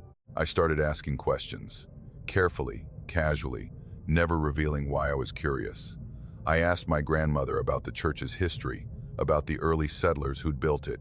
I asked the librarian in the nearest town if there were any records about the site. And slowly, piece by piece, I learned the truth. The church had been built in 1887, but the land it sat on was older than that, much older. When the first homesteaders arrived in the 1870s, they'd found markers there, rough stones arranged in patterns, depressions in the earth that suggested old graves. The settlers had assumed it was a native burial ground, though no one from the local Cree communities claimed it. They should have left it alone, should have built their church somewhere else. But land was precious, and the site was elevated slightly above the surrounding prairie. Good drainage, protected from the worst of the winter winds. So they cleared away the stones, filled in the depressions, and built their church. They told themselves they were doing God's work, bringing Christianity to the wilderness. They told themselves it didn't matter what had been there before. I found an old diary in the town library, written by one of the original settlers. He'd been part of the construction crew that built the church. In one entry, dated August 1887, he wrote about what they'd found when they dug the foundation. "We found bones," the entry said. "Human bones, dozens of them, all buried shallow in the earth. Old bones, ancient perhaps. We debated what to do. The pastor said we should rebury them properly, in consecrated ground. But there were so many, and we were behind schedule. In the end, we left them, covered them over with the foundation and the basement floor. No one will know. God will forgive us." But they didn't just find bones. The diary mentioned other things, artifacts they didn't understand, symbols carved into stones, evidence of ceremonies and rituals that predated European settlement by centuries. All of it was destroyed or buried beneath the church. I found another reference in a newspaper from 1903, a small article about the church. It mentioned that the congregation had complained about strange sounds in the building footsteps when no one was there. Voices in empty rooms, the sound of something moving in the basement. The pastor at the time had blamed it on the building settling, on wind and old wood. But the article noted that several families had stopped attending services, choosing to travel to a church in the next settlement rather than worship in that building. The more I learned, the worse I felt. That church was built on top of a cemetery, a sacred site, and the bodies had been left there, trapped beneath the foundation. And whatever had happened in that place before the settlers arrived, whatever rituals or ceremonies or burials had taken place, the church had violated it all. I moved away when I was 18, left for college, and never looked back. I haven't been to that settlement in over 20 years. I heard the church finally closed about 10 years ago, the congregation too small to maintain it. The building still stands, locked and empty, slowly falling apart. But sometimes, when I can't sleep, I think about that Sunday when I was 12. I think about those footsteps climbing up from the basement, crossing the sanctuary floor, stopping right behind me. I think about the absolute silence of that building, the way it swallowed sound like it was hungry for it. And I wonder what's still down there, beneath that locked basement door, beneath the foundation and the old wooden floor. I wonder about the bones the settlers covered over, the graves they violated, the sacred ground they desecrated in their arrogance. I wonder if those footsteps still echo through that empty church, climbing up from the basement, walking through the sanctuary, searching for something or someone. And I'm grateful I ran when I did, grateful I never turned around while those footsteps were right behind me. Because sometimes, late at night, I can't shake the feeling that if I had turned around, if I had seen what was standing there, I would never have been able to leave that church. I would still be there, standing in that silent sanctuary, listening to footsteps that never end, trapped in a building that sits on top of ground that should have been left alone. I moved to Holdfast in November, taking the only apartment I could afford on my grocery store wages. The town was barely more than a wide spot in the road population, maybe 300 on a good day, and cheap rent was one of the few advantages of living there. The apartment was on the second floor of an old building on Main Street, above what used to be a grocery store that had closed years before. The storefront windows were papered over, and the whole ground floor was empty and dark. But the apartment upstairs was livable, if barely. The landlord, a man named Gerald who owned several properties in town, met me with the keys and gave me a quick walkthrough. The apartment was small, just a kitchen, a living room, a bedroom, and a bathroom, but it was clean enough and the rent was cheap. He mentioned I'd be the only tenant in the building, that the grocery store space downstairs had been vacant since 2015, and he hadn't found anyone interested in leasing it. "You'll have the place to yourself," he said, like this was a selling point, nice and quiet. I moved in that same day, hauling my few possessions up the narrow staircase that led from the street entrance. The apartment was cold and drafty, the old windows letting in frigid air around the frames. The radiators clanked and hissed but barely produced heat. But I'd lived in worse places, and I told myself it would be fine once I got settled. The first few weeks were unremarkable. I worked at the grocery store in the next town over, a 20-minute drive, and came home to my cold apartment each night. The isolation didn't bother me much. I'd always been comfortable with solitude, and there was something almost peaceful about being alone in that old building, listening to it settle and creak around me. But the building made a lot of noise, especially at night. The floors would creak for no apparent reason, like someone was walking through the empty grocery store below. The pipes would clang and rattle. The wind would whistle through gaps I couldn't locate. Sometimes I'd hear what sounded like a door closing somewhere in the building, even though I was the only one there and all my doors were open. I told myself it was just an old building doing what old buildings do, nothing to worry about. It was mid-December when it happened.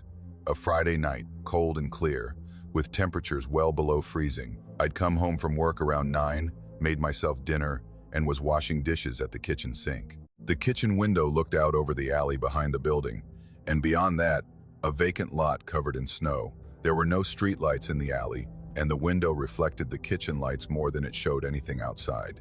I was scrubbing a plate, my hands in the warm, soapy water, when I glanced up at the window, and I saw him. A man's face, pressed against the glass, staring at me.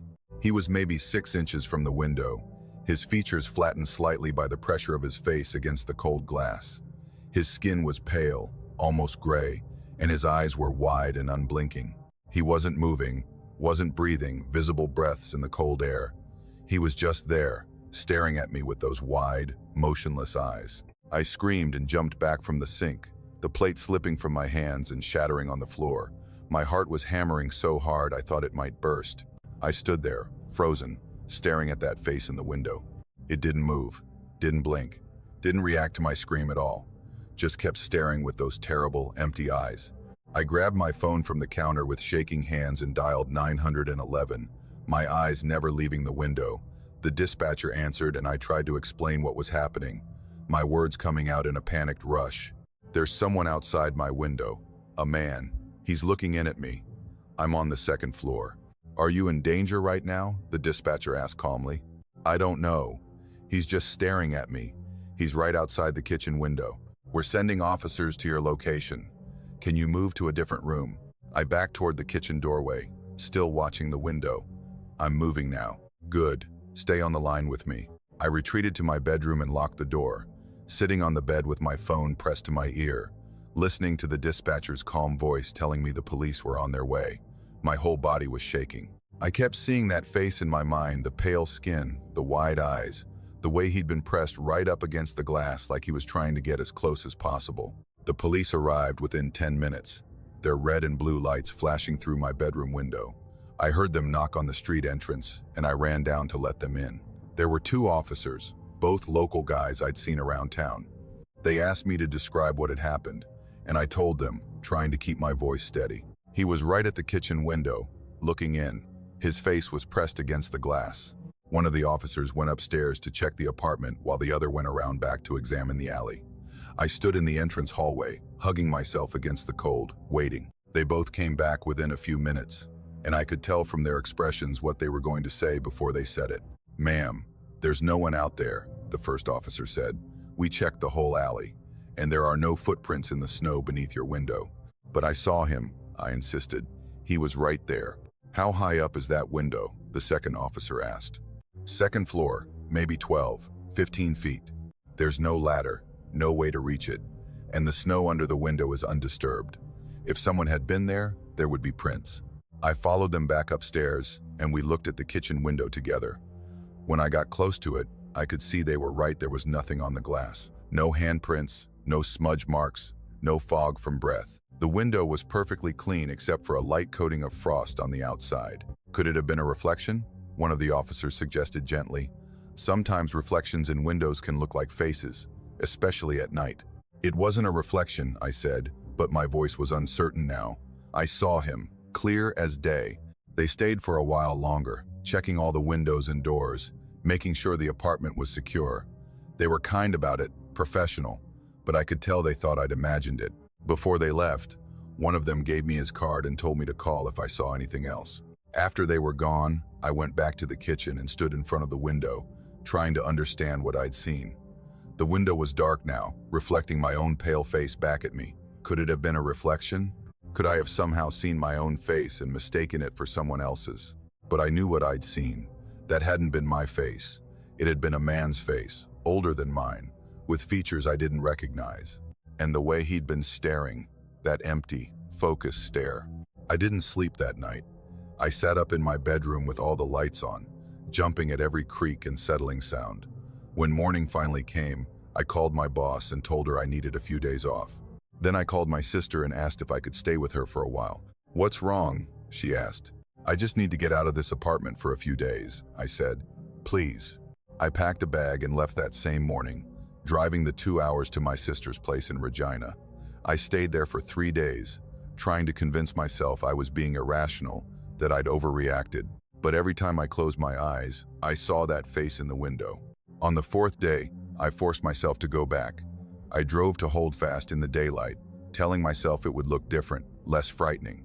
But when I pulled up in front of the building, I felt that same cold dread settle in my stomach.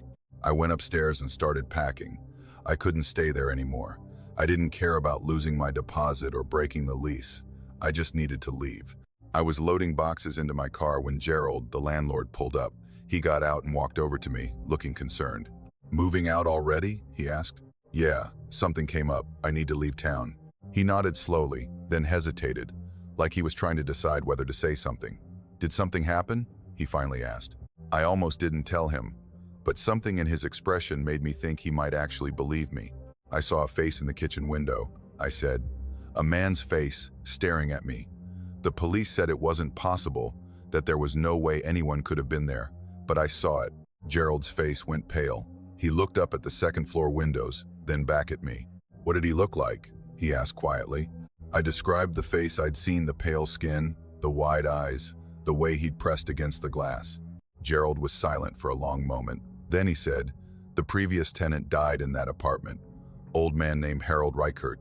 He lived there for 20 years, kept to himself. His daughter found him 3 days after he died. Natural causes," the coroner said. "Heart attack. He'd been in the kitchen, collapsed by the sink." I felt ice run down my spine. "By the sink?" "Yeah, right where you'd stand to wash dishes." He paused. "His daughter said he'd been trying to get to the window. That's how they found him on the floor, facing the window, like he'd been trying to reach it." "Why would he?" "I don't know. Maybe he was trying to signal for help. Maybe he saw something outside. We'll never know." Gerald looked uncomfortable. "I should have told you.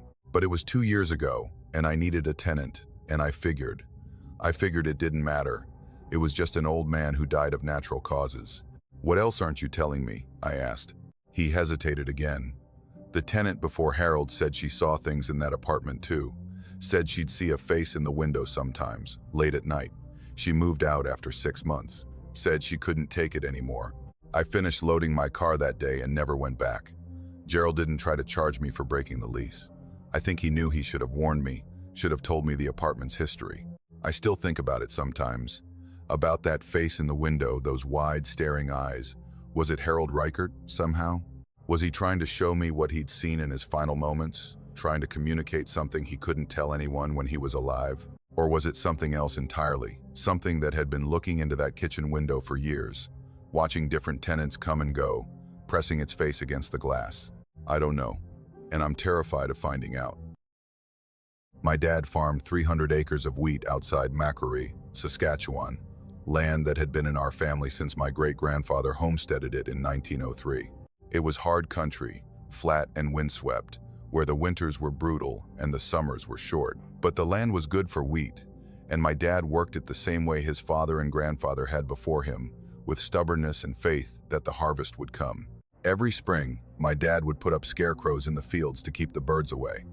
They were crude things, nothing fancy, just old clothes stuffed with straw and mounted on wooden frames made from fence posts. He'd position them throughout the fields, their ragged arms spread wide, their burlap sack faces blank and featureless, except for the crude stitching he'd used to mark eyes and a mouth. I was 18 that fall, home from my first semester of college, to help with the harvest. It was late September, and the wheat was ready, the heads heavy and golden under the autumn sun. My dad and I worked from dawn until after dark, running the combine through the fields, hauling the grain to the elevator in town, trying to get everything in before the weather turned. It was on the 3rd day of harvest that I first noticed the scarecrow had moved. We were working the south field, and I happened to glance toward the road that bordered our property to the north. There was a scarecrow standing near the fence line, maybe 20 yards from the road. I could see it clearly in the late afternoon light, the faded blue shirt, the worn denim pants, the tattered straw hat. I stopped what I was doing and stared at it, confused. That scarecrow should have been in the middle of the north field, at least a quarter-mile away from where it was now standing. "Dad," I called out over the noise of the combine. When he didn't hear me, I walked over to the truck where he was checking the grain sample. The scarecrow moved. He looked up from the grain. "What?" "The scarecrow in the north field. It's not where you put it. It's way over by the road now." My dad squinted across the distance, shading his eyes with his hand. "Huh. Must have blown over in that windstorm we had 2 nights ago.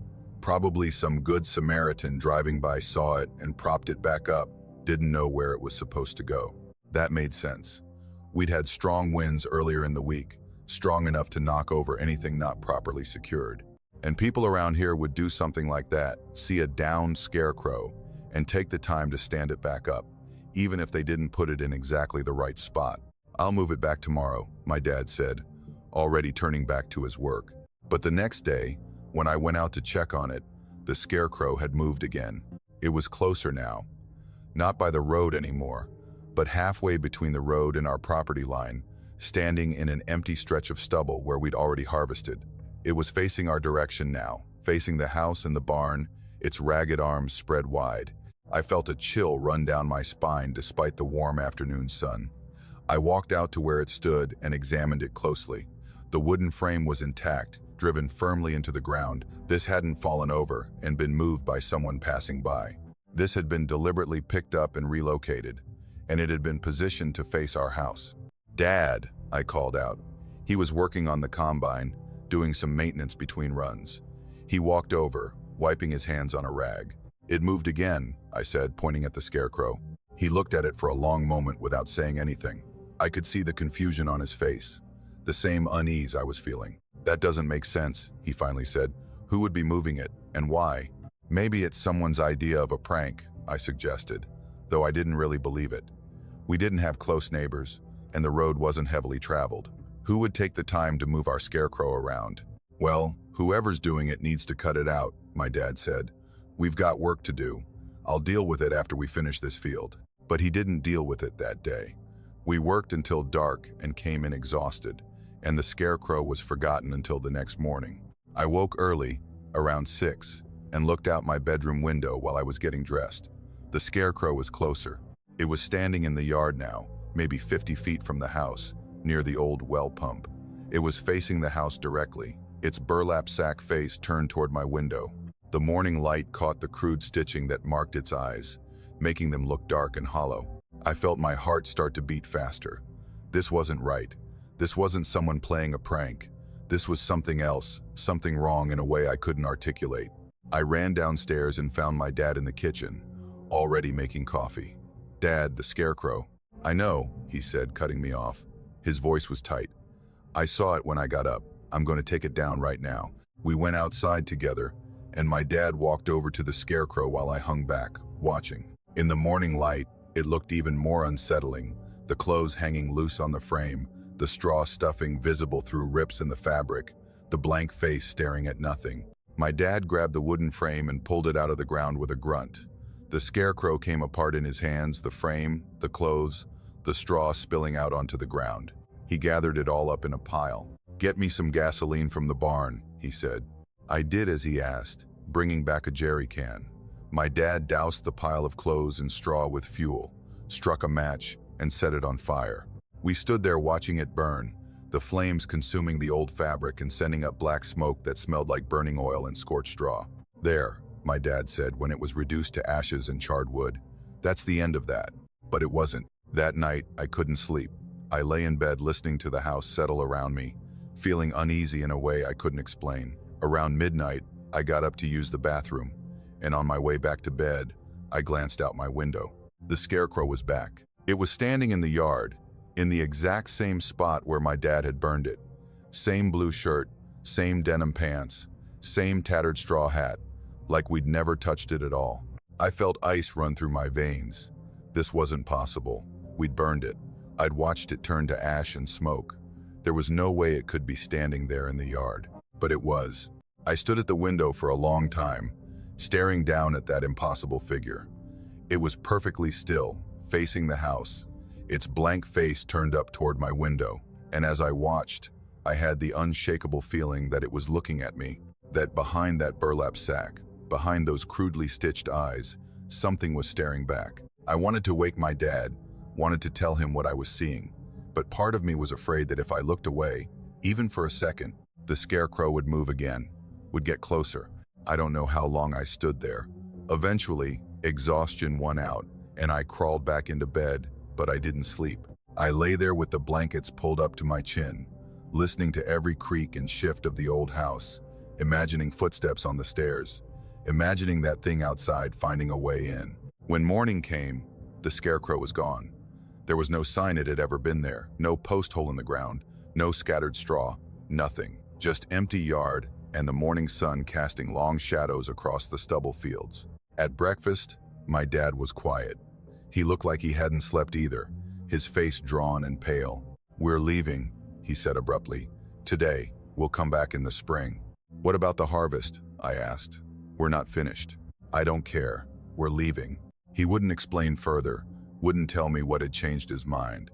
But I saw the way he kept glancing out the window, the way his hands shook slightly as he held his coffee cup. He'd seen something too. Maybe not the scarecrow in the yard, maybe something else, something he wouldn't tell me about. But whatever it was, it had been enough. We packed that morning and left before noon, locking up the house and driving back to the city. My dad hired a contractor to finish the harvest, told him we'd had a family emergency. We didn't go back to the farm until the following April. When we finally returned, everything looked normal. The fields were bare, ready for spring planting.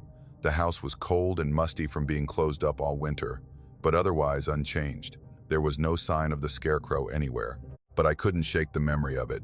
I couldn't forget the way it had stood in the yard, facing the house, seeming to watch my window. I couldn't forget the impossible fact that it had come back after we burned it. My dad never talked about what happened that fall. Whenever I tried to bring it up, he'd change the subject or leave the room. A few years later, he sold the farm and moved into town. He said he was getting too old for the work, that it was time to retire. But I think we both knew the real reason. I still dream about it sometimes. The scarecrow, standing in the field, getting closer each time I look. In the dreams, I'm back in my childhood bedroom, looking out the window, watching it approach. And when it finally reaches the house, when it finally stands right below my window, it raises one ragged arm and points up at me. And I know that when I wake up, I'll check the window, just to make sure it's not really there, just to make sure it hasn't followed me all these years.